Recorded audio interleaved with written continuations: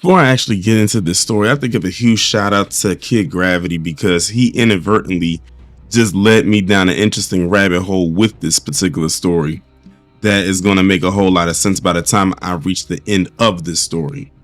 But this story right here went way under the radar when it happened, and even with the conviction that came behind it, it was still under the radar because the conviction happened back in December for a crime that happened back in 2022. So in this picture, you see a man and a woman. The man's name is Bradley Dawson, and the woman that is standing next to him is his wife named Christy Chin. He is 40. She was 36. Key word here. He's 40. She was 36.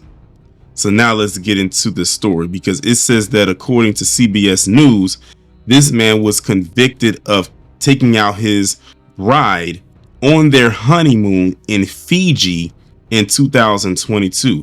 And based on what I'm looking at, this was definitely planned. And this story was coming out of Wellington, New Zealand. It says a man from Memphis, Tennessee has been found guilty by a judge in Fiji of murdering his wife during their honeymoon in 2022. The prosecutor office said Bradley Robert Dawson killed his wife Christy Chin at the exclusive Turtle Island resort in the Yasawa archipelago.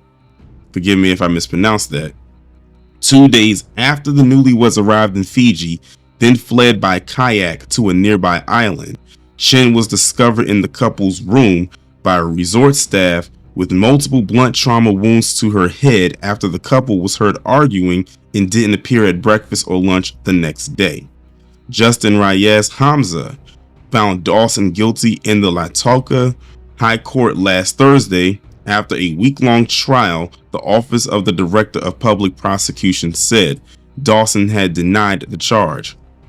The fact that Dawson was carrying his passport and other belongings with him when he was arrested indicated that he planned to flee. According to the Fiji Times newspaper, the judge said he was satisfied beyond reasonable doubt that Dawson had no one else had committed the offense. The U.S. national, who remains in custody in Fiji, faces a mandatory term of life in prison when he is sentenced in January. Fiji law permits a presiding judge to set a minimum term to be served before a pardon is considered. An attorney for Dawson didn't immediately respond to a request for comment. In 2022, a lawyer representing Christy Chin's parents said their daughter's body was so badly damaged that she couldn't be embalmed for return to the U.S. and her remains were cremated. Chin worked as a pastry chef before returning to school to become a pharmacist and had worked in that capacity at a Kroger supermarket in Memphis. The family's lawyer Ronald Gordon, who did not immediately respond to a request for comment on Monday, said Chin and Dawson were heard arguing over dinner the night before the murder. Dawson worked in the information technology department at Youth Villages, a nonprofit child welfare and support organization based in Memphis. The organization confirmed when he was arrested. An online records search showed no criminal arrest for Dawson in Shelby County, which includes Memphis. The Turtle Island resort, where the pair stayed in an exclusive remote 500-acre island that accommodates only 14 couples at a time. Yasawa is a group of about 20 volcanic islands in the west of Fiji, an idyllic South Pacific island nation of 930,000 people. So you heard that story right there. So you have this man right here who him and his wife got married, and literally on the second day of their honeymoon get into a big argument, and then he ends up basically beating her to death. And they said so badly, I'm willing to bet it was probably with some type of a blunt object. This wasn't just him hitting her with his hands and kicking her with his feet. This guy was using objects, because they said she was so badly beaten that she was almost unrecognizable, and then she was also so badly beaten that they couldn't even embalm her, to have a regular burial. She had to be cremated. That's how badly this dude did this. And like I said, this story flew way under the radar because I would remember if I would have talked about this story back in 2022, because a lot of stories stick out to me, and this one definitely would have. So this really flew way under the radar back when it happened. And then now here's the update to it. But there's a bigger reason why I'm doing this story, other than the fact that it's a very tragic one at that. And that's why I had to give kudos to Kid Gravity at the beginning of this video. And this post right here is the reason as to why. Yep, y'all see who it is. A person I haven't talked about in a very long time, who if I didn't talk about ever again, I would be perfectly fine with.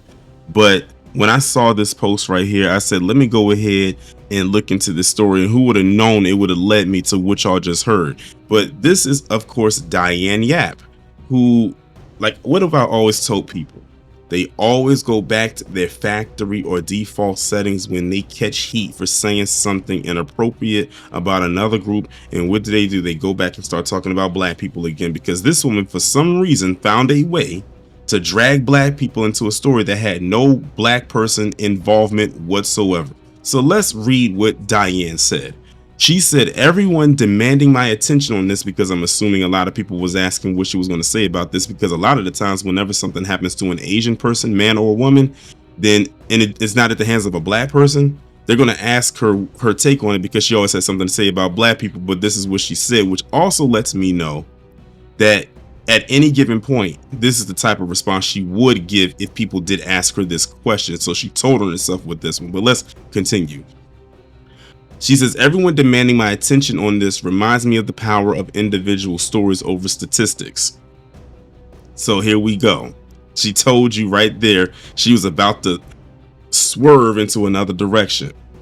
Here's my comment. While it's much more common for Asian women to marry white men than black men, that's probably the only truthful thing she said in this whole statement, because that is more common. And not only that, they are the, actually by statistics, which she's not going to say, are the highest interracial marriage rate out of any interracial group as far as marriage goes. White men and Asian women are actually like the highest as far as interracial relationships / marriages. But she didn't mention that, but that actually is a documented fact. Like, you can go and look that up and it'll say it everywhere, like what group is the most commonly married, the most interracial group that's most commonly married, and it's going to always say white men and Asian women. She says that while it's more common for Asian women to marry white men than black men, it's still true that the black people, now notice she went from saying black men, she went from white men to black people. So now she's expanding on black to include women and men in this scenario. She said, it is still true that the black people are responsible for the largest number of violent attacks against Asians in the US.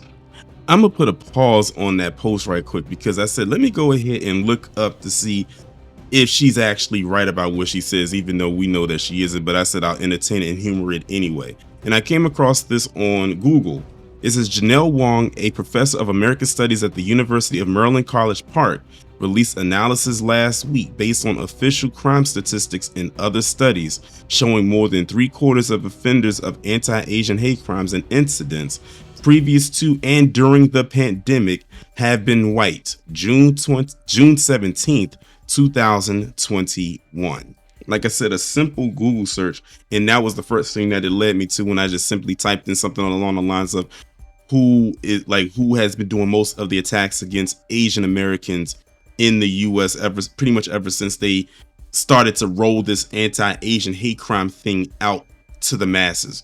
And this is what came up. Actually came up a few times, but something else also interesting came up that kind of piqued my curiosity, and I'm kind of glad that it did, because it led me right back to an interesting source. And that post was this from something called City Journal, posted October 6, 2022, which was well over a year later after what Janelle Wong had said. And It says the hate crime distraction, not discussion, but distraction. And this little excerpt right here says, in fact, blacks are responsible for 305% more violent crime against Asians than neighborhood demographics would predict, while whites, and then it just cuts off. But it's literally a post that is defending every other group while saying that black people are the ones that are responsible for attacking Asians or Asian Americans in various different type of ways. And wouldn't it be such a shocker when I clicked on that link to find out who the author of this article was, when it was none other than, you guessed it, Diane Yap. What a surprise. And of course, she writes a whole, it's a long, lengthy article. I'm not even going to bother to go through it and everything. You can pretty much gauge what she had to say in it. She even mentioned the Janelle Wong person that I was talking about a couple of images ago, and trying to say that while she says this and says that, that's not really what I was looking for. Literally, we always have been telling people over here and beyond, that Diane Yap is definitely an anti-black propagandist. She would try to find the wrong in black people no matter what, as based on the post that she made that I'm going to go back to so we can finish off and fully and thoroughly more examine what she had to say. And we're about to do that right now. The break is over. Let's get back into what she said. She said, imagine the stories we would see if black and Asian pairings were more common. So this is how she decided to come at it. Instead of just calling it what it was and what this person did, she decides to go off into a whole nother narrative that she's way too familiar with, and also way too comfortable with, and also what got her to prominence, which was, again, what do I talk about? The foundation of every grifter's grift is the degradation of black people, especially black Americans. So what did she do? She was feeling the heat for the last couple of weeks, or whatever you want to call it, for saying some things. And then what does she go do? Go back to her default settings and decides to bring black people into it, even though this crime was not committed by a black person. There was no black person that even assisted with this. I don't even think they were even around black people. This was a white man who took out his Asian wife on their honeymoon in one of the most violent and brutal ways possible. And Diane Yap decided to open her yap again and throw black people into it where we were not needed. And people always ask, what do black people, why do they feel like they need black people around? Well, again, and I've said this before, for their anti-black propagandist talking points, much like the one that Diane is doing right here. Now, I didn't even get a chance to look in the comments because I went straight into record mode. But I'm going to go and look at them comments after I'm done, because I want to see if people are cooking her under that post like they should be, or if they're agreeing with her like I wouldn't be surprised if they were. But also notice Diane didn't even offer condolences to this woman. And the thing is, this happened back in 2022. I don't remember Diane, and this is at a time I think when people were starting to get familiar with her, talking about this. This happened back in 2022. Ironically, the article she wrote that y'all saw the screenshot from that had her name circled, that was written back in 2022. Now, I can't remember exactly when in 2022 this incident occurred, whether it was before she wrote that article or after it, but either way, she already had the propagandist mindset set in stone. She already has a very staunch anti-black stance as it is. And there's no changing that. No matter how she tries to drift away from it, she's always going to be reminded, no, this is where you're going to stay at, because this is where we pedestalized you. And this is the pocket we want you in. And that's what she decided to do here. But the reason why, again, she does this, or goes back to the default settings, is because she could not go anywhere else.